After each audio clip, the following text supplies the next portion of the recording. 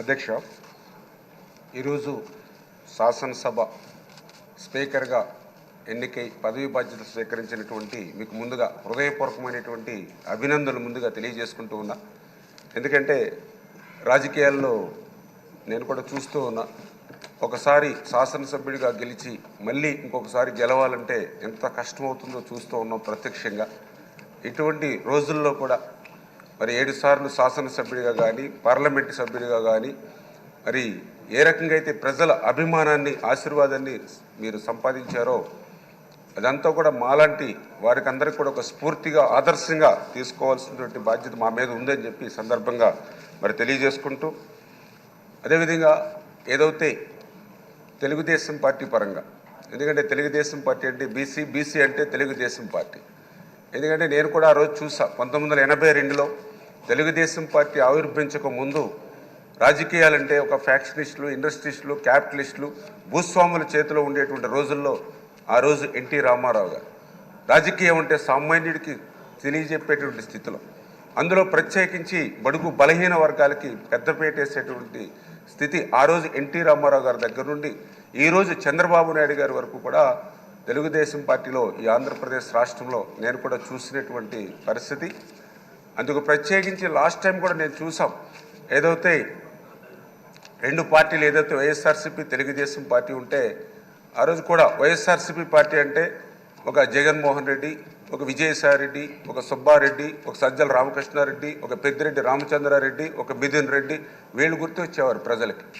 ఒక తెలుగుదేశం పార్టీ అంటే ఒక కళా వెంకట్రావు, ఒక అచ్చెన్నాయుడు, ఒక అయ్యన్న పాత్రుడు, ఒక యనమల రామకృష్ణుడు, ఒక పీతాని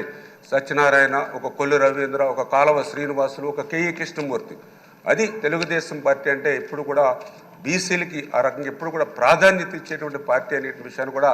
మరి నేను కూడా చాలా క్లియర్గా చూడడం జరిగింది అధ్యక్ష. ఆ రకంగా మళ్ళీ ఈరోజు కూడా, ఎందుకంటే ఆ రోజు కూడా బడుగు వర్గాలకి ప్రాధాన్యత ఇస్తూ ఆ రోజు మా గోదావరి దళిత బిడ్డ బాలయ్య గారిని ఒక అత్యున్నతమైనటువంటి పార్లమెంట్ స్పీకర్గా బాలయ్య గారిని తీసుకోవడం కానీ, అదేవిధంగా మరొక దళిత బిడ్డ ప్రతిభాభారతి గారిని మరి ఇక్కడ స్పీకర్గా తీసుకోవడం కానీ, ఈరోజు మళ్ళీ ఒక అయ్యన్న పాత్ర గారు, ఒక సీనియర్ నాయకులు, ఒక బీసీ నాయకులు మళ్ళీ ఈరోజు స్పీకర్గా మరి ఈరోజు ఎన్నిక ఇవ్వడం వేళ చంద్రబాబు నాయుడు గారికి, అందుకు సహకరించినటువంటి పవన్ కళ్యాణ్ గారికి, బీజేపీ అందరికీ కూడా మనస్ఫూర్తిగా పేరున కూడా మరి ధన్యవాదాలు ఈ సందర్భంగా తెలియజేసుకుంటూ, ఖచ్చితంగా ఏదైతే యొక్క శాసనసభ యొక్క హోందాతనం మరింత పెంచేటువంటి విధంగా, ఎందుకంటే మేము కూడా చూస్తూ ఉంటే ఆ రోజు ఆంధ్రప్రదేశ్ రాష్ట్రం మరి తొలి స్పీకర్గా ఆ రోజు మరి ఐదేవర కాళేశ్వరరావు గారు కానీ, మరి ఏదైతే పిడతల రంగారెడ్డి గారు కానీ, కోన ప్రభాకర్రావు గారు కానీ, నిశంకరరావు వెంకటరత్నం గారు కానీ, శ్రీపాదరావు గారు కానీ, యనమల రామకృష్ణుడు కానీ, ఈరోజు మంత్రిగా ఉన్నటువంటి మరి ఏదైతే మన నాదెండ్ల మనోహర్ గారు కానీ, ఇట్లా ఎంతోమంది ఈ సభను హోందాగా సమర్థవంతంగా నడిపించినటువంటి చరిత్ర గతంలో ఉంది. మరి దురదృష్టవశాత్తు మన ముందు మాట్లాడిన వాళ్ళు కూడా చెప్పారు, లాస్ట్ టైం 5 yearsలో కూడా ఏ రకంగా సభ జరిగిందో అందుకు ప్రత్యక్షంగా మేము కూడా సాక్షులమే.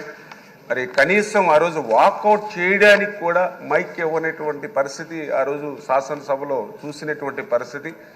సాక్షాత్తు ఏదైతే ప్రభుత్వం చేస్తున్నటువంటి తప్పులు ఏవైతే ఉన్నాయో వాటిని మేము తెలియజెప్తే, ఎందుకంటే జనరల్గా ఏదైనా అధికార పక్షం అంటే మెరిట్స్ చెప్తుంది, ప్రతిపక్షం అంటే డిమెరిట్స్ చెప్తుంది. అయినా కూడా వాళ్ళు అవకాశం ఇవ్వకుండా సాక్షాత్తు ఆ రోజు కూడా నాకు బాగా గుర్తు, ముఖ్యమంత్రి స్థానంలో ఉన్నటువంటి ఆయన జగన్మోహన్ రెడ్డి గారు ఒక శాసనసభ్యుడు నా మీద ఒక ప్రివిలేజ్ మోషన్ కూడా మూవ్ చేశారనంటే వాళ్ళు ఎంత ఇరిటేట్ మైండ్లో కక్షతో ఆ రోజు శాసనసభ అంటే ఒక దేవాలయం లాంటి శాసనసభను వాళ్ళు ఏ రకంగా మరి మార్చారనేది ఆ రోజు 5 సంవత్సరాల్లో మేము కూడా అందరం కూడా ప్రత్యక్షంగా చూసినటువంటి పరిస్థితి. మరి శాసనసభలోనే కాదు, శాసనసభ వెలుపల కూడా మేము కూడా ఆ రోజు ప్రభుత్వ బాధ్యతలు, ఎందుకంటే మేము మొన్న అఫిడవిట్లో కేసుల వివరాలు నమోదు చేయాలంటే డీజీపీకి అప్లై చేసుకునేటువంటి పరిస్థితి, అంటే ఏ జిల్లాలో ఎక్కడ ఏ పోలీస్ స్టేషన్లో కేసు పెట్టారో కూడా తెలియనటువంటి పరిస్థితి. దగ్గర మా మీద నాకు ఆ వివరాలు తెచ్చుకుంటే 25 కేసులు నా మీదే నమోదయ్యాయి. అంటే నాకే ఆశ్చర్యం అనిపించింది, ఎందుకంటే 2019కి ముందు ఒక్క కేసు కూడా మా మీద లేనటువంటి రోజుల్లో మరి 25 కేసులు ఈ ప్రభుత్వం నమోదు చేశారంటే ఏ రకంగా కక్షలు, కేసులు, వేధింపులతోటి వాళ్ళ పాలన శాసనసభలోనూ సభ వెలుపల ఎట్లా జరిగిందనేది అందరికీ అర్థమవుతున్నటువంటి పరిస్థితి అధ్యక్ష. మరి అటువంటి పరిస్థితికి భిన్నంగా మళ్ళీ అటువంటి ఎవరైతే ఇంతకుముందు మనం మాట్లాడుకునేటువంటి మహనీయులు ఎవరైతే శాసనసభను మరి హోందాగా సమర్థవంతంగా నిర్వహించారో ఆ కోణంలో మళ్ళీ అయ్యన్న పాత్రుడు గారి ద్వారా, ఎందుకంటే నాకు కూడా ఆ నమ్మకం, ఎందుకంటే మీతో కూడా మాకు మంచి సన్నిహిత సంబంధం.